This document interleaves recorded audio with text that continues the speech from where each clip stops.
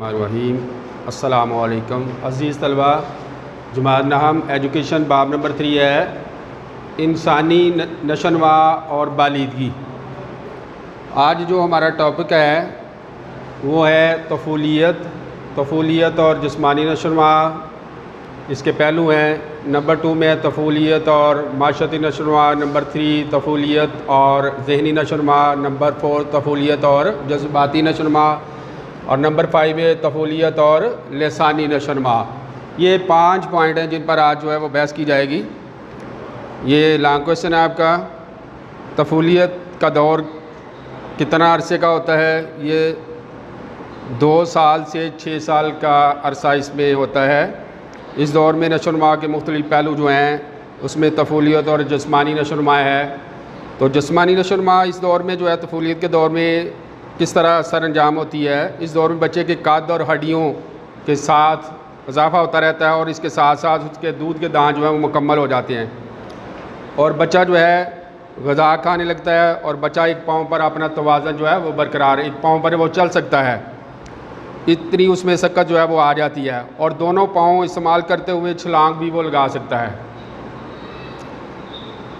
कपड़े पहन सकता है और ये ख़ुद बहुत जो है वो अपने कपड़े जो हैं वो पहन सकता है। उसको किसी की मदद की ज़रूरत नहीं होती और बच्चे के खून का दबाव जो है शीर खारगी की निस्बत जो है वो ज़्यादा हो जाता है।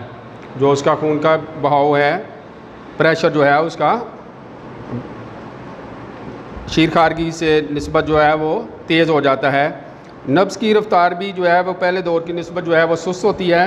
तफूलियत में बच्चे की खुराक, भूख दोनों ही बढ़ जाते हैं। उसे भूख भी ज़्यादा लगती है और उसको खुराक की भी ज़्यादा ज़रूरत होती है। इस दौर में कुदरती हाजात पर कुदरत बढ़ जाती है। नंबर 2 है अज़ीज़ तलबा तफूलियत और माशरती नशोनुमा। तो इसमें शीर खारगी के ख़त्म होने पर बच्चे का माहौल भी तब्दील हो जाता है। जैसे उसका जो है वो शीर खारगी का दौर ख़त्म होता है तो उसका माहौल जो है वो तब्दील हो जाता है और वो नए दोस्त बनाना शुरू कर देता है, नए चेहरे जो हैं उनको पहचानना शुरू कर देता है और इर्द गिर्द के माहौल का वो जायज़ा लेने लग पड़ता है और नए चेहरों से मिलकर वो उसे खुशी महसूस होती है। नए दोस्तों से मिलकर जो है वो उसे खुशी महसूस होगी। इस दौर में बच्चे में ख़ुद इत्मादी जो है वो पैदा हो जाती है, यानी अपने ऊपर उसको जो है वो बहुत ज़्यादा इत्माद जो है उसका बढ़ जाता है और वो अपनी बात जो है मुदल्लल अंदाज में जो है वो बयान करने की सलाहियत रखता है। वो अपनी जिन्स पहचानने लगता है और इस दौर में चूँकि बच्चा अपने अज़ा पर कुदरत बढ़ जाता है इसलिए इसे स्कूल भेजना शुरू किया जाता है और वो स्कूल में अपने साथियों के साथ जान पहचान जो है मिलजुल कर बहुत कुछ सीखना शुरू कर देता है। बच्चे में रफ़ाकत, हमदर्दी, तावन और क़यादत की सलाहियतें पैदा हो जाती हैं। तफूलियत के दौर में लीडर बनने की जो सलाहियतें वो पैदा हो जाती हैं। दूसरों के साथ हमदर्दी, तावन, मोहब्बत जैसी सलाहियतें उसके अंदर बुरुवेकार हो जाती हैं। बच्चे आपस में अपनी पसंद के मुताबिक जो है ग्रुपबंदी करने लगते हैं। जो दोस्त उनको अच्छे लगते हैं उनके साथ मेल जोल जो है वो बढ़ाना शुरू कर देते हैं। नंबर 3 है हमारा तफूलियत और जहनी नशोनुमा। ये नंबर 3 जो है इस दौर में कद और वज़न बढ़ने के साथ साथ बच्चे के दिमाग का 90% हिस्सा जो है वो भी मुकम्मल हो जाता है।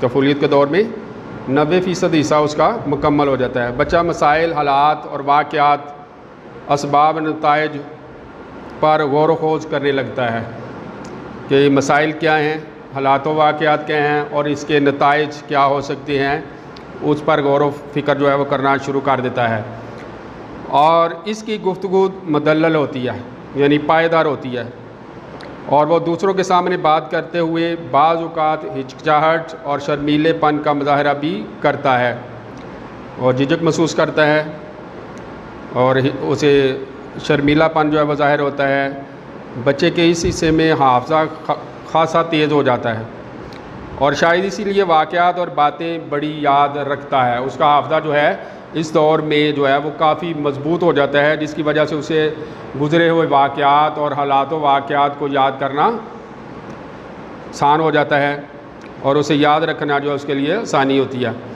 नंबर 4 जो है वो हमारा तफूलियत और जज्बाती नशोनुमा।